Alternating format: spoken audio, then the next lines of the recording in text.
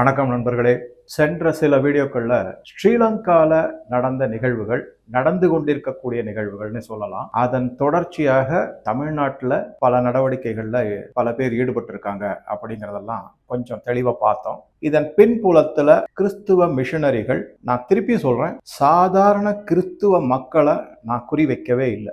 மிஷனரிஸ்னு சொல்லக்கூடிய அமைப்புல இருக்கக்கூடிய பலரும் இந்த மாதிரி இந்திய நாட்டுக்கு எதிராகவும் பிரிவினைவாதத்தை ஆதரித்தும் அமெரிக்காவின் தூண்டுகோலினால CIA மற்றும் அங்கே இருக்கக்கூடிய மிஷனரிஸ், அங்கே இருக்கக்கூடிய டீப் ஸ்டேட், இவங்க மூலமாக பல நடவடிக்கைகள்ல தகாத செயல்களையும் ஈடுபட்டிருக்காங்க. அவங்கள குறி வச்சுதான் சொல்றேன். சாதாரண ஒரு உண்மையாகவே தெய்வ நம்பிக்கை உள்ள கிறிஸ்துவர்களை பத்தி நான் எந்த குறைபாடும் இல்லை, எதையும் நான் சொல்லவில்லை. அவங்க மேல எனக்கு எந்த விதமான காழ்ப்புணர்ச்சியும் கிடையாது. நாட்டுக்கு எதிராக செயல்படக்கூடிய மத போதகர்கள் என்ற போர்வையில் நடமாடிக்கொண்டிருக்கும் நாட்டுக்கு எதிரான சதிகாரர்கள், அந்நிய கைக்கூலிகள், அவங்கள பத்தி தான் நான் மெதுவாக முக்கியமா பேசுறேன். இது வரைக்கும் எல்லாத்துலயுமே அப்படிதான் சொல்லியிருக்கேன். அதுதான். ஆனா என்ன ஒரு பிரச்சனை அப்படின்னா, இந்த சாதாரண கிறிஸ்துவர்கள் அந்த மத போதர்கள் என்ன சொல்றாங்களோ அதை தீவிரமா கடைபிடிக்கிறாங்க. அது அவங்களுடைய அறியாமை அப்படின்னு தான் நம்ம சொல்லணும். ஒரு ஸ்டேஜ்ல எப்பயாவது உணர்வாங்களா அப்படின்னா சாத்தியக்கூறு என்னை பொறுத்த வரைக்கும் இல்லை. ஏன்னா அந்த அளவுக்கு மூளைச்சலவை செய்யப்பட்டவர்கள் அவர்கள். இந்துக்கள்ல நீங்க பார்க்கலாம், ஏதாவது ஒரு விஷயத்த சொன்னீங்கன்னா முதல்ல அதுக்கு உடனே எதிர்த்து கேள்வி கேட்பாங்க. 4 கேள்வி கேட்பாங்க. கேட்டுட்டு இது ஏன் இப்படி, அது ஏன் இப்படி, நீ ஏன் தப்பா சொல்ற, இது இப்படி ஏன் இருக்கக்கூடாதுன்னு. அவங்க அதுல அந்த மாதிரி கிடையாது. என்ன சொல்றாங்களோ அதை எதிர்த்து கேள்வி கேட்டா அப்புறம் பிரச்சனை கேட்கறவங்களுக்கு தான். இங்க என்னன்னா சொல்றவங்களுக்கு தான் பிரச்சனை, கேள்விக்காரங்களுக்கு சந்தோஷம். அப்படி இருக்கும். சரி, இது ஒரு பக்கம். இப்ப தமிழ்நாட்டுல எந்தெந்த மாதிரி நிலைமை, ஃபர்ஸ்ட் பாயிண்ட், தமிழக முதலமைச்சர் விஜயனுடைய நிலைமை என்ன, எப்படி போய் சிக்கிக்கிட்டு இருக்காரு அப்படிங்கிறத சிலதை பார்க்கலாம். நான் என்னுடைய ஆரம்ப கால வீடியோக்கள்லேயே சொல்லிட்டேன். பாஜகவினுடைய ஆதரவும் அதாவது விதை விதைத்து முளைத்து அதை உரம் போட்டு வளர வச்சு எல்லாம் செஞ்சது பாஜக, RSS போன்றவை தான் விஜய் அவருடைய தாவேகா கட்சிக்கு. அது எதற்காக அப்படின்னா, தமிழ்நாட்டிலிருந்து திராவிட சித்தாந்தத்தையும் திராவிட கட்சிகளையும் ஒரு வழியாக ஒழித்து கட்ட வேண்டும் அப்படிங்கிற சித்தாந்தம் தான். இதுக்கு ஆதாரங்கள்லாம் இருக்கு. அதை ரொம்ப பெருசா சொல்ல முடியாது. பட் அதுதான் உண்மையான நடந்தது. அப்படி அதுக்கு ஏற்ற மாதிரி. ஆனா விஜய் அவர்களுமே சரி, இல்லை அவருக்கு பின்னாடி இருந்து இயக்கக்கூடிய பலரும் எதிர்பார்த்திருக்க மாட்டாங்க இந்த மாதிரி ஒரு அமோக வெற்றி வரும்னு. இன்னொரு குறிப்பா நான் ஒரு விஷயத்த சொல்றேன். இது ஒரு அலை கிடையாது. அலையாக இருந்திருந்தால் அவர் பெரும்பான்மை தனித்துவமாகவே பெற்று ஆட்சி அமைத்திருப்பார். தொங்கல்ல விட்டுட்டாங்க ஆக்சுவலா. அப்படி பார்க்கும்போது இது ஏதோ ஒரு பரவச நிலையில உணர்ச்சி வேகத்துல ஓட்டு அளித்த ஜென்சியினுடைய ஒரு குறைபாடு அப்படின்னு தான் சொல்ல முடியும் நம்ம. சரி, அவர்கள் மூலமாக அவர்களுடைய வீட்டில் இருக்கக்கூடிய குடும்பத்தினரும் இந்த மாதிரி செஞ்சிருக்காங்க. இதெல்லாம் நமக்கு தெரிஞ்சதான் ஒரு பக்கம். ஆனா எந்த இடத்துல நிக்குது அப்படின்னு பாத்தீங்கன்னா, முன்னாள் ஆட்சியில இருந்த திராவிட முன்னேற்ற கழகம் எந்த அளவுக்கு சனாதனத்துக்கு எதிராக இருந்தார்களோ, கிறிஸ்துவ மிஷனரிகளுக்கும் இஸ்லாமிய அமைப்புகளுக்கும் ஆதரவா இருந்தாங்களோ, அதுல ஒரு இம்மி அளவு கூட குறையாம தாவேகாவும் முதலமைச்சர் விஜயும் இருக்காங்கிறத நம்ம பார்க்குறோம். எப்படி பார்க்கலாம் அப்படின்னா, எதிர்கட்சி தலைவர் Thiru Udhayanidhi Stalin floor of the assembly, சட்டசபையில் சொல்லியிருக்காரு, சனாதனத்தை வேறறுப்போம் அப்படின்னு. எனக்கு அதில் எந்த விதமான தயக்கம் கிடையாது தாங்க அப்படின்னு சொன்னவருக்கு அவரை உதய அண்ணான்னு தானே சொல்றாங்க. இப்ப அந்த உதய அண்ணா யாரா மாறிட்டாருன்னு பாத்தீங்கன்னா, விஜய் அண்ணாவே அப்படி ஆயிட்டாரு. விஜய் அண்ணா உதய அண்ணா மாறிட்டார். என்ன செஞ்சிருக்கணும்? அவருக்கு மறுப்பு தெரிவிச்சு தானோ அல்லது தன்னுடைய கட்சியில் இருக்கக்கூடிய MLA-க்களோ ஒரு பதில் சொல்லியிருக்கணும். அவரு அதை சொல்லலை. கண்டனமும் தெரிவிக்கல. சபாநாயகரும் அதுக்கு கண்டனம் தெரிவிக்கல. சபை குறிப்பிலிருந்து நீக்கப்படவில்லை. ஆக மொத்தம் என்ன நடக்குது அப்படின்னு பாத்தீங்கன்னா, முதலமைச்சர் விஜய் தலையாட்டிக்கிட்டு இருக்காரு. அப்படி அதுக்காகவா அவங்கள தேர்ந்தெடுத்தாங்க? எல்லோருக்குமான ஆட்சி அப்படிங்கிறீங்க. அரசியல் பதவி பிரமாணம் எடுக்கும்போது இந்திய அரசியல் சட்டத்தின் மீது நம்பிக்கை வச்சு எல்லாருக்கும் சமமாக செயல்படுவேன்னு எடுத்திருக்கீங்க. ஆனா நடவடிக்கை அப்படி இல்லையே அப்படிங்கிறது எப்படி தெரிய வருது அப்படின்னா, இந்த மாதிரி மௌனம் சாதிக்கிறதுனால. அதுக்கப்புறம் அவங்க எல்லாருக்குமே தெரியும், சபாநாயகர் JCT பிரபாகர் வசனத்தெல்லாம் சட்டசபையில படிக்கிறாரு. அதெல்லாமும் தெரியும். யாருமே அதுக்கு எதிர்ப்பு தெரியும். இதனால என்ன தெரிய வருதுன்னா, விஜய் பாஜகவிலிருந்து கொஞ்சம் கொஞ்சமாக நகர்த்தப்பட்டு, யாரால? பாஜகவிலேயே மிஷனரி கையில ஒப்படைக்கப்பட்டு விட்டார் அப்படிங்கிறது என்னுடைய அனுமானம். இதெல்லாமே என்னுடைய சொந்த கருத்து தான். எங்கேயும் இது மாதிரிலாம் குறிப்புகள்லாம் வரல. சில பேர்கிட்ட பேசுறதுல சில விஷயங்கள் தெரிஞ்சுது. ஸோ இப்போ என்ன ஆயிடுச்சு அப்படின்னா, முழுமையாக முதலமைச்சர் விஜயும் அவருடைய கட்சியும் மிஷனரிகளிடம் ஒப்படைக்கப்பட்டது அப்படின்னு. இப்ப இதுல பாத்தீங்கன்னாக்கா யார் யாரெல்லாம் அதுல போட்டியில, ஒரு பக்கம் டிஎம்கே போட்டியில இருக்கு. யாரு இந்த ஆட்சியை ஆட்டி படைக்கிறது அப்படிங்கிற ஒரு பாயிண்ட். அது என்ன எதனால அப்படிங்கறதை நான் சொல்றேன். இரண்டாவது, மிஷனரிஸ் இந்த ஆட்சியை நம்ம கையில எடுத்து ஆட்டி படை. அந்த மிஷனரிக்கு பின்னாடி இருக்கிறது அமெரிக்காவினுடைய மிஷனரிகள் மற்றும் அங்கிருந்து நடக்கக்கூடிய டீப் ஸ்டேட், சிஐஏ, அதனுடைய உளவு ஸ்தாபனங்கள் இதெல்லாம். மூன்றாவதா யாரு கையில மாட்டிக்கிட்டு இருக்கு இந்த ஆட்சி, அவங்க கையில எடுத்து ஆட்டி படைக்க பாக்குறாங்க அப்படின்னா இஸ்லாமிய அமைப்புகள். இந்த 3 பேருமே ஒரு போட்டியில இறங்கிருக்காங்க. பாஜக நைஸா ஒதுங்கிடுச்சு. நம்ம ஆரம்பிச்சோம், இவரை பதவியில உட்கார வச்சாச்சு, திராவிட கட்சிகள் ஒரு மாதிரி முடிச்சு வச்சாச்சு. அதுல ஒரு திராவிட கட்சி சுத்தமாவே முடிஞ்சு போச்சு, இன்னொரு திராவிட கட்சி கொஞ்சம் கொஞ்சமா காலப்போக்குல அது அப்படியே குறைந்து நலிந்து போய் இருக்கிற இடம் இல்லாம ஆயிடும். அவங்களுடைய முனைப்பு தாங்க கொள்ளையடிச்ச பணத்தை காப்பாற்றுவதில் தான் இருக்கும். அப்பப்ப ஏதாவது சில்மிஷம் செஞ்சு இந்த ஆட்சியை அமைதியா நடக்க விட மாட்டாங்க அப்படிங்கிறது தான் உண்மை. இதுதான் ஸ்டேட்டஸ் நான் புரிந்து கொண்டது. பாஜக ஒதுங்கியாச்சு, மற்ற பேர் போட்டியில இருக்காங்க. யாரு இந்த ஆட்சியை ஆட்டி படைப்பது, தங்கள் கைக்குள்ளே வைத்துக்கொண்டு பொம்மலாட்டம் நடத்துறவங்க மாதிரி எப்படி செய்வாங்க, இதுக்குள்ள போட்டி. இதுல தான் இந்த வெளிநாட்டிலிருந்து வந்திருக்கக்கூடிய, குறிப்பா ஸ்ரீலங்கால இருந்து வருது. இந்த இடத்துல சில விஷயங்களை சொல்லிட்டு அடுத்த சில முக்கியமான விஷயங்களுக்கு போகலாம். என்ன அப்படின்னா, 2 முக்கியமான செய்திகளை நான் பார்த்தேன். ஒன்று முதலமைச்சரா பதவியேற்ற உடனே அவர் பாட்டுக்கு எல்லா மற்ற கட்சிகள் தலைவர்கள் எல்லாரையும் போய் வீட்டில் போய் சந்திக்கிறார். இது யாருடைய தூண்டுதல்னால சந்திக்கிறார் அப்படின்னு கொஞ்சம் யோசிக்க வேண்டியதா இருக்கு. எதுக்காக செய்யணும்? சிம்பிளா என்ன பண்ணிடலாம் அப்படின்னா, ஒரு ஹைட்டி இல்ல ஒரு லஞ்ச் பார்ட்டி இல்ல ஒரு டின்னர் பார்ட்டி வச்சு எல்லா தலைவர்களையும் கூப்பிட்டு, இப்ப நான் முதல் முறையா இந்த மாதிரி முதலமைச்சரா பதவி ஏற்றிருக்கேன், தமிழ்நாட்டுக்கு பல நல்லதெல்லாம் செய்யணும்னு இருக்கேன், இதெல்லாம் திட்டங்கள், வளர்ச்சி திட்டங்கள் இருக்கு, நலத்திட்டங்கள் இருக்கு, இதெல்லாம் அனௌன்ஸ் பண்ணியிருக்கேன், இதுக்கெல்லாம் பண வசதி எல்லாமே தேவைப்படும். இதை தாண்டி என்ன செய்யணும்னா, உங்களை மாதிரி தலைவர்கள் உங்கள் கட்சிகளுடைய ஒத்துழைப்பையும் எனக்கு நீங்க கொடுங்க, என்கிட்ட இருக்கிற நிறை குறைகளை நீங்க விமர்சனம் செய்யுங்க, ஆதரவும் ஒத்துழைப்பும் கொடுத்து நல்லதொரு ஆட்சியை தமிழ்நாட்டு மக்களுடைய நலன் சார்ந்து இருக்கிறதுக்கு நீங்க உங்ககிட்ட நான் கேட்டுக்கிறேன், வேண்டி கேட்டுக்கிறேன், எனக்கு அந்த மாதிரி ஒரு ஒத்துழைப்பை கொடுங்க அப்படின்னு கேட்டுருக்கலாம். அதை செய்யல அவர். ஏதோ வீடு வீடா போய் பொக்கை எடுத்துட்டு போறாரு, என்ன பரிசு கொடுத்தாரு, சில பேர் வீட்டுக்கெல்லாம் சோஃபாலாம் அனுப்பியிருக்காங்கன்றாங்க. இந்த மாதிரி எல்லாம் போனா இதுக்கு எதனால இதை சொல்றேன் அப்படின்னா, பாஜக தான் முதல்ல டெல்லி தலைமையகத்திலிருந்து இந்த அறிக்கையை விட்டாங்க. என்ன, அவரை ஆட்சி அமைக்க விட வேண்டும், அவருக்கு நாம் எல்லாரும் ஒத்துழைப்பு தர வேண்டும், இது தமிழ்நாட்டு நலன் சார்ந்தது, இப்படி எல்லாம் பாஜக தான் அறிவிப்பு. எங்கேயாவது பாஜக விஜயோட ஒட்டிடும், அவங்க கிட்ட இருக்கிறது ஒரு எம்எல்ஏ, அதனால ஒன்னும் ஆக போறது கிடையாது. ஆனா பாஜக எடுத்த இந்த முன்னெடுப்பு ஒரு அதிர்வு அலைகளையும் பயத்தையும் மற்ற கட்சியில உண்டு பண்ணதுனால காங்கிரஸ் ஓடி வந்துட்டாங்க. நாங்க ஆதரவு தரோம், என்ன எதிர்பார்த்ததோ பாஜக அது நடந்து விட்டது. சரி, இது ஒரு பக்கம் இருக்குல்ல. அது எதனால போய் எல்லாரையும் பார்த்தாரு அப்படின்னா, எல்லாமே கிரிப்டோ கிறிஸ்டியன்ஸ். அதுல நேரடியா பல பேர் நேரடியான கிறிஸ்டியன்ஸ். வைகோலாம் ஓப்பனா சொல்றாரு, ஆமா என் வீட்டுல மனைவி தேவாலயத்துக்கு போகிறார் ஞாயிற்றுக்கிழமை அப்படி இப்படின்னு ஏதோ சொல்றாரு. இந்த மாதிரி ஒவ்வொருத்தரும் சொல்றாங்க, யாருமே அதுல எக்ஸப்ஷனே கிடையாது. நேரடியாகவோ மறைமுகமாகவோ விஜய் நேரடியாக சென்று பார்த்த தலைவர்கள் அனைவருமே கிறிஸ்துவர்கள். ஒன்லி எடப்பாடி ஏடிஎம்கே இருக்கிறவங்க விட்டுடுங்க, மற்றவங்க எல்லாமே. அப்ப இது யாருடைய தூண்டுதல்னால இவர் போய் பார்த்தாரு அப்படிங்கறது நமக்கு ஒரு சந்தேகத்தை எழுப்புது. மிஷனரிஸ் சொல்லியிருக்காங்க, எப்ப எல்லாரையும் அரவணைச்சு போ, எல்லாம் நம்ம ஆளுங்க தான், அதனால நீ அரவணைச்சு போகணும். திரு ஸ்டாலின் அவர்களை போய் பார்க்கிறாரு. எந்த கட்சியை எதிர்த்து தேர்தல் பிரச்சாரத்துல கடுமையான விமர்சனங்களை வச்சாரோ அந்த தலைவரை போய் பார்க்கிறார். வீட்டுல போய் பார்க்க வேண்டிய அவசியம் இல்லை. எதனால? டிஎம்கே மிகப்பெரிய ஆதரவு கொடுப்பது மிஷனரிகளுக்கும் இஸ்லாமியர்களுக்கும் சிறுபான்மை அமைப்புகளுக்கும். அது தெல்ல தெளிவா நமக்கு எல்லாம் வெட்ட வெளிச்சமா தெரிஞ்சதுதான். அதுல இப்ப இருக்கக்கூடிய எதிர்கட்சி தலைவர் உதயநிதி தான் கிறிஸ்துவர் என்றே சொல்லப்பட்டார். அவரே சொல்லியிருக்காரு. அதை தவிர சனாதனத்தை கண்டபடி சாடுறாரு. இது எல்லாம் யாருக்கு முக்கியமா தேவைப்படுது? மிஷனரிகளுக்கு தேவைப்படும். அதனால அவங்களுடைய அஜெண்டா என்ன?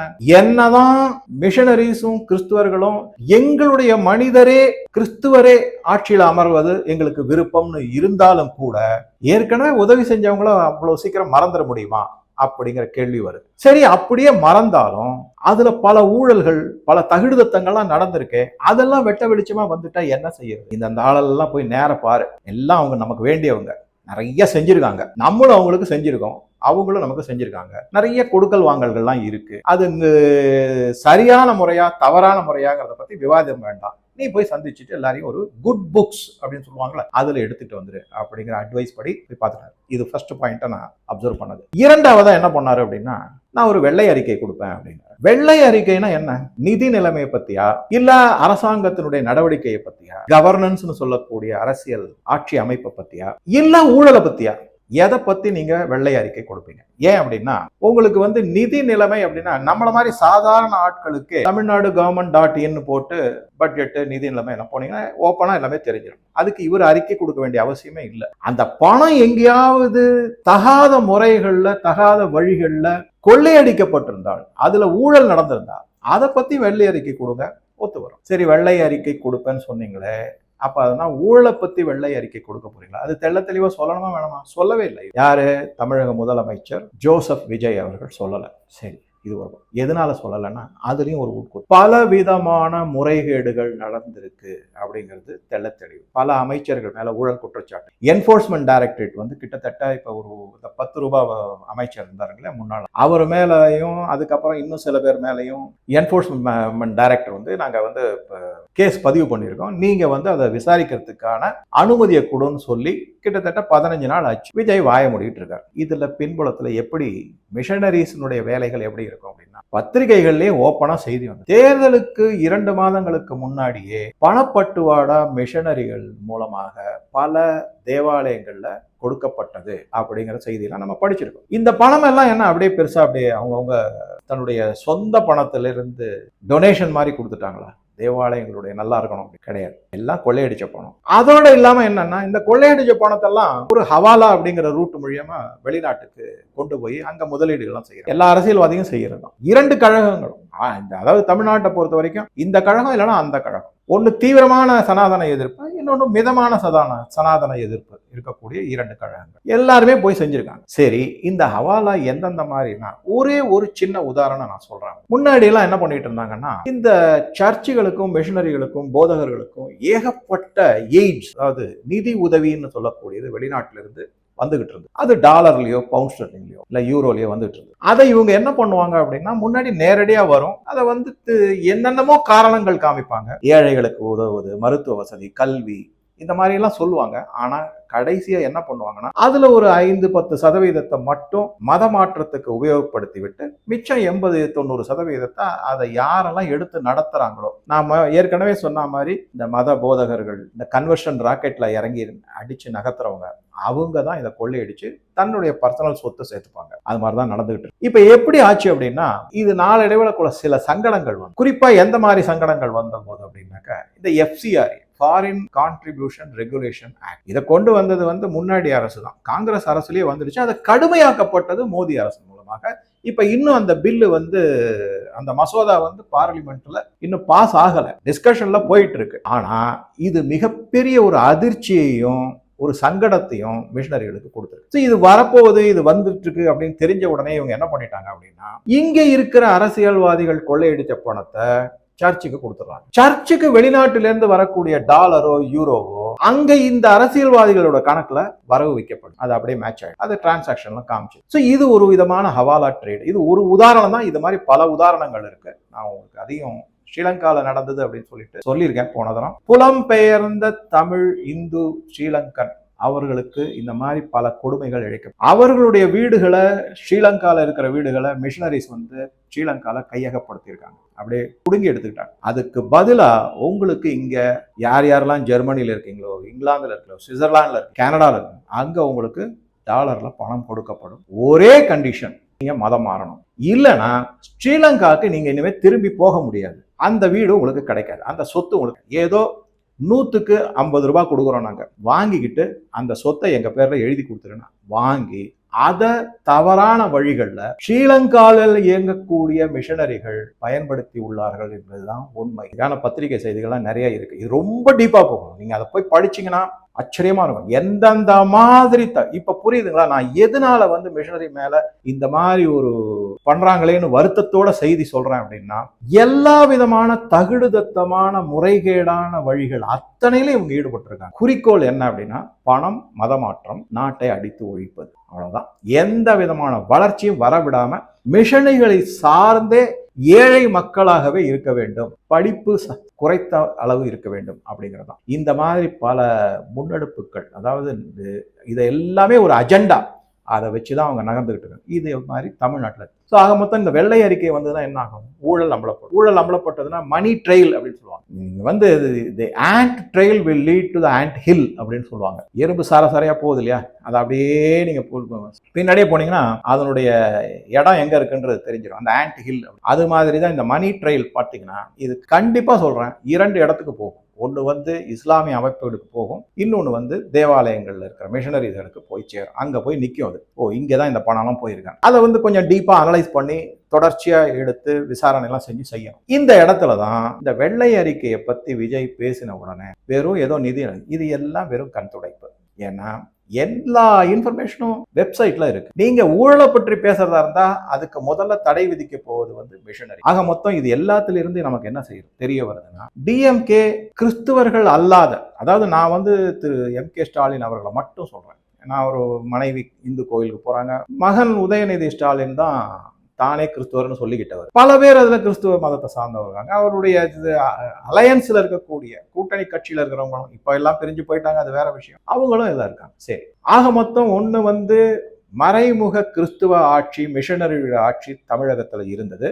இப்ப நேரடியான மிஷனரி ஆட்சி வந்திருக்கு அப்படிங்கிறது. ஸோ இதற்கு பல உதாரணங்களை சொல்லியாச்சு, நிரூபணமும் ஆகிவிட்டு. இந்த மாதிரி ஒரு சிச்சுவேஷன்ல இருக்கும்போது தான் அடுத்த கட்ட நகர்வாக என்னென்னலாம் ஆயிட்டு இருக்கு அப்படிங்கிறத பார்க்கலாம். நீங்க இன்னும் ஒரு முக்கியமான விஷயத்தையும் இந்த கடந்த ஒரு மாதத்துல உற்று நோக்கி கவனித்திருக்கலாம். என்னன்னா, எந்த அளவுக்கு திரு விஜய் அவர்கள் கடுமையான விமர்சனங்களையும் தாக்குதல்களையும் டிஎம்கே மேல தேர்தலுக்கு முன்னாடி வச்சாரோ, இப்ப அந்த அளவுக்கு அப்படியே பம்மிட்டாரு. ஒரு வார்த்தை கூட பேசுறதில்ல. நீங்க நல்லா கவனிங்க, யாருமே பேசுறது இல்ல. அவங்க அவரும் பேசுறது இல்ல, அவங்க கட்சியை சார்ந்தவங்களும் பேசுறது. 1-2 ஸ்மால் இன்சிடென்ட்ஸ்னு சொல்லுவாங்களா, அது மாதிரி ஏதாவது இருக்கும். அதெல்லாம் வந்து சரி கிடையாது. அப்ப காமிச்ச கடுமையான விமர்சனங்கள் வைக்கப்பட்டது இப்ப ஏன் இல்ல?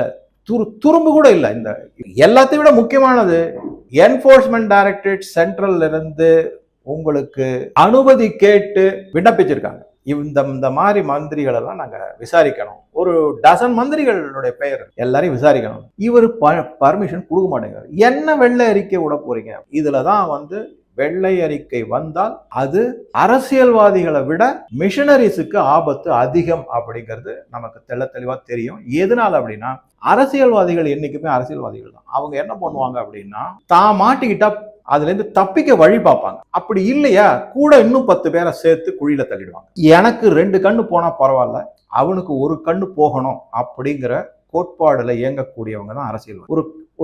ஒரு ஸ்டேஜுக்கு மேல என்ன பண்ணுவாங்கன்னா, இறங்கி கீழே எந்த லெவலுக்கும் இறங்கி பழிவாங்கல் நடவடிக்கையில ஈடுபடுவாங்க. அது முக்கியமானது. சரி, இந்த இடத்துலதான் நான் போன வீடியோல எல்லாம் சொன்ன மாதிரி யாழ்ப்பாணத்துல இருந்து அவர் வந்திருக்காரு, அர்ச்சுன ராமநாத். அவர் MP. அவர் வந்து தமிழகத்தோட சேரணும், இதெல்லாம் சொல்லிட்டு போயிருக்காரு. ஃபர்ஸ்ட் அவர் இங்க வந்த போது யார் யாரெல்லாம் சந்திச்சிருக்காரு அப்படின்னு பார்த்தோம்னா, அது ஒரு மிக அதிர்ச்சியான தகவலா இருக்கு. என்ன, முதல்ல வந்து சாந்தியாகோ மார்டின் அவரை சந்திச்சிருக்காரு. என்ன காரணம்? பணம். ஏன்னா எந்த ஒரு இயக்கத்தை எடுத்து நடத்துவதற்கோ, ஒரு டூல் கிட்னு சொல்லக்கூடியதை நிறைவேற்றுவதற்கோ, அதை ஆரம்பிப்பதற்கோ பின்புலத்தில் மிகப்பெரிய அளவிலான பணம் தேவைப்படும். இன்னைக்கு தேதியில இந்த சாந்தியாகோ மார்டின் அவர் லாட்டரியில பலவிதமான முறைகேடான வர்த்தகம் எல்லாம் செஞ்சு ஏகப்பட்ட கேஸ்ல மாட்டிட்டு இருக்காரு ஒரு பக்கம். இன்னொன்னு, பல 100 கோடி ரூபாய் புறமானம் உள்ள நிதி உதவிய டொனேஷன் மாதிரி ஆளும் கட்சிக்கும் இப்ப இருக்கிற டிவிக்கு இவங்களுக்கு எல்லாருக்கும் கொடுத்துருப்பாரு. அவருடைய மருமகன் ஆதவ் அர்ஜுனா தான் விஜயனுடைய ரைட் ஹேண்ட். நான் என்ன மாதிரி மீம்லாம் படிச்சேன்னா, விஜய் வந்து முதலமைச்சர், ஆதவ் அர்ஜுனாவை வந்து முதல் போட்ட அமைச்சர் அப்படின்னு பதிவு போடுறாங்க. எது எடுத்தாலும் ஆதவ் அர்ஜுனா தான் பதில் சொல்றாரு. அவருக்கு அரசியல் அமைப்பு சட்டப்படி அந்த அதிகாரம் கொடுக்கப்படவில்லை. முதலமைச்சர் தான் பதில் சொல்லணும். ஆனா எல்லாத்துக்கும் முந்திரி கொட்ட மாதிரி அவர் வந்து முன்னாடி நின்று பேசுறாரு, பதில் சொல்றாரு, என்னென்னமோலாம் பேசுறாரு அவர். ஆக மொத்தம் இந்த மீம்ஸோ இந்த கார்ட்டூன்லயோ உண்மைத்தன்மை இருக்கு. முதலமைச்சர் ஒருத்தர், முதல் போட்ட அமைச்சர் ஒருத்தர் அப்படிங்கிறாங்க. நம்பர் 2 பொசிஷன்ல இருக்கு. இது ஒரு பக்கம். இந்த சாந்தியாகோ மார்ட்டின் பணத்துக்காக சில ஏற்பாடுகள் எல்லாம், அவருடைய மனைவி வேற ஏடிஎம்கேல லீமா ரோஸ் மார்ட்டின் எம்எல்ஏவா இருக்காங்க. சரி, அவங்க பாருங்க 24 வார்டு மெம்பர்ஸுக்கு லால்குடியில கார் வாங்கி பரிசளித்திருக்காங்க. இதெல்லாம் ஒரு பக்கம். இதுக்கு நடுவுல பல பேர் என்ன சொல்லிருக்காங்கன்னா, நான் வீடை வச்சு அடமானம் வச்சு தேர்தல் செலவு பண்ணியிருக்காங்க, நகை அடமானம் வச்சு. இப்ப அவங்க எல்லாம் எதிர்பார்த்துக்கிட்டு இருக்காங்க, எங்களுக்கு எப்படியாவது ஏதாவது வந்துருமா,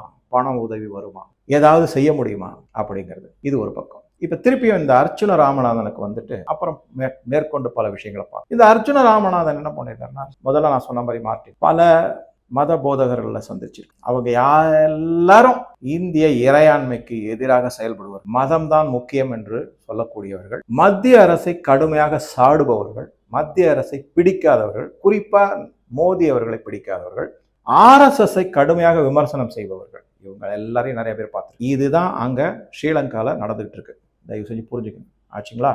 ஏன்னா அங்க ஆட்சியில் இருந்தவங்க இப்ப இருக்கிற அனுராக் குமார திசைநாயக தவிர இதுவரைக்கும் நீங்க முன்னாடி எடுத்து பார்த்தீங்கன்னா, ஹிஸ்டரி எடுத்து பார்த்தீங்கன்னா 90% இலங்கை ஆட்சியாளர்கள் எல்லாமே கிறிஸ்துவர்கள் தான்.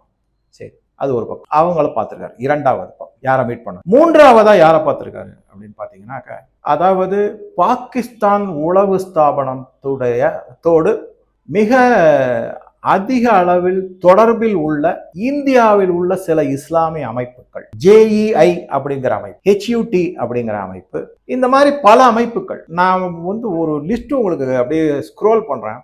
எத்தனை அமைப்பு, ஒரு 100 அமைப்புகள் இருக்கு. அதுல ஆச்சரியமா இருக்கும் உங்க எல்லாருக்குமே, அவ்வளவு அமைப்புகள் இருக்கு. அதுல பலதும் இந்தியால தமிழ்நாட்டில் நல்ல கால் ஊன்றி வேர் ஊன்றி கிளை விட்டு பரப்பப்பட்டுள்ளது. அந்த அமைப்புகளை தமிழ்நாடு மற்றும் கேரளா இருக்கக்கூடிய முக்கியமான அரசியல் கட்சி, அதுல வந்து ஒருத்தர் அமைச்சரா வேற இருக்காரு, அவரையும் இவர் சந்திச்சிருக்காரு. இது என்ன காரணத்துக்காக சந்திச்சாங்க? ஸோ இதெல்லாம் வந்து வெறும் ஏதோ ஒரு நட்பு ரீதியான சந்திப்பு, அதுவும் வெளிநாட்டில இருந்து இங்க வந்து சந்திக்க வேண்டிய அவசியம் கிடையாது.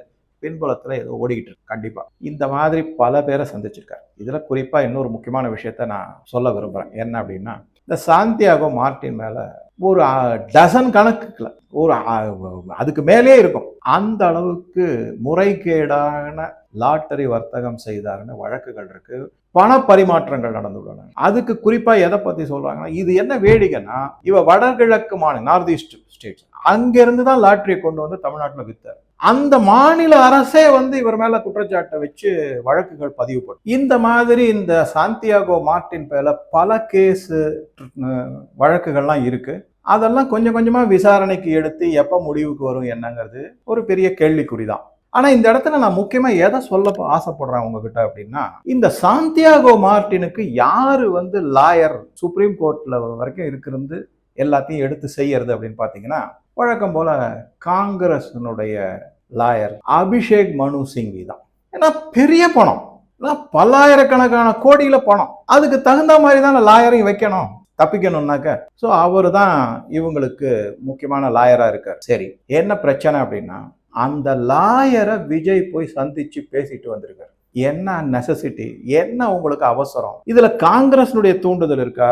கிடையாது. ஏன்னா காங்கிரஸுக்கு வேண்டியது 2 அமைச்சர் பதவி, அதை வாங்கிட்டாங்க, வந்துட்டாங்க, முடிஞ்சது கதை. அவங்க பாட்டுக்கு ஏதோ தங்களால முடிஞ்சதை கொள்ளையடிச்சுக்கிட்டு இருப்பாங்க, அவ்வளவுதான். எது முக்கியமா அப்படின்னு பாத்தீங்கன்னா, ஆதவ் அர்ஜுனா தான். என்ன சாந்தியாகோ மார்ட்டினுடைய சன்னில்லா மருமகன் தானே, அபிஷேக் மணி சிங்வியோட உறவு. இது ஒரு பக்கம். இதுக்கு நடுவுல முன்னாள் ஒரு காங்கிரஸ்ல இருக்கிற இருந்த எம்எல்ஏ, அவர் கிறிஸ்தவர். அவர் வந்து டிஎம்கே தோத்து போனதுக்கு மிகப்பெரிய வருத்தத்தை தெரிவிச்சுட்டு விஜய்க்கு ஆதரவு கொடுக்கணுங்கிறாரு. ஆக மொத்தம் நீங்க எல்லாம் கிறிஸ்தவர். அவர் இந்த மாதிரி எல்லாம் நீங்க கொஞ்சம் கொஞ்சமா read in between the line அப்படின்னு பாத்தீங்கன்னா, என்ன பொறுத்த வரைக்கும் விஜய் வசமா மிஷனரிஸ் கையில சிக்கி விட்டார் அப்படிங்கிறதான். அராஜகத்தின் உச்சத்துக்கு போவாங்க, போகட்டும், அப்பயாவது இந்துக்களுக்கு ஒரு உணர்வு வருதான். நிறைய பேர் கேட்கலாம், சார் திருப்பரங்குன்றத்துல இணைந்த அது சூப்பர்ஃபிஷியல், உணர்ச்சி வேகத்துல வந்தது. இப்ப எப்படி உணர்ச்சி வேகத்துல திரு விஜய் அவர்களுக்கு ஓட்டு போட்டாங்களோ, அதே உணர்ச்சி வேகத்துல வந்து குழுமினவங்க தான். அடிநாதமாக மனதின் அடி ஆழத்துல உணர்வு பூர்வமாக இருந்தால்தான் உண்மையான நிலைப்பாடு. இவங்க எல்லாமே வந்து மேலோட்டமாக இருக்கும். காற்று எந்த பக்கத்துல வீசுதோ அந்த பக்கம் போறோம். நிறைய பேர் பல கட்சிகள்ல இருந்து தாவேக்காக்கு மாறிட்டாங்க அப்படிங்கிற செய்தியெல்லாம் நான் படிக்கிறேன். பாஜகவில இருந்தே போயிருக்காங்க. இங்க ஒரு நிமிஷம் இந்த இடத்துல யோசிச்சு பாருங்க. இந்த மாதிரி ஒரு கொள்கை பிடிப்பே இல்லாம எந்த விதமான பொறுமையும் இல்லாம ஓடி போறவங்களுக்கு நம்பி திரு அண்ணாமலை வர முடியும்? யோசிச்சு பாருங்க. நாளைக்கே அங்கேருந்து இங்க வருவாங்க. அவங்களுடைய நம்பகத்தன்மைங்கிறது எங்கெங்க போய் நிக்க முடியும்? எப்படிங்க உறுதியா சொல்ல முடியும்? அதனாலதான் நான் திருப்பி சொல்றேன். 2 வீடியோல சொல்லிட்டேன். இந்த 3வது வீடியோ, தமிழ்நாட்டை பொறுத்த வரைக்கும் பாஜகவிற்கோ அல்லது அண்ணாமலைக்கோ இன்னும் இந்த மக்கள் தயாராகவில்லை. அவங்களை கொண்டு சேர்த்ததுக்கு அப்புறமா தான் இங்க திரு அண்ணாமலை அவர்கள் வருவார். இப்போ நடுவில் நிறைய செய்தியெல்லாம் படிச்சுக்கிட்டு இருக்கேன். அவர் தனி கட்சி ஆரம்பிக்கிறாருன்னு. அதை பற்றி நான் உங்க கூட தனியா பேசுறேன். ஏன்னா பல தகவல்கள் சேகரித்து வச்சிருக்கேன். எந்த மாதிரி முன்னெடுப்பு போயிட்டு இருக்கு அப்படின்னா, டிஎம்கே கிறிஸ்துவ ஆதரவு கட்சி இந்த தமிழ்நாட்டை ஆளணுமா, இல்ல தாவேகா கிறிஸ்துவரே கிறிஸ்துவ மிஷனரி மூலமாக நடத்தக்கூடிய ஆட்சி இந்த தமிழ்நாட்டில்? ஆக மொத்தம் எப்படி பார்த்தாலும் மிஷனரிகளினுடைய ஆட்சி தமிழ்நாட்டில் வரும்.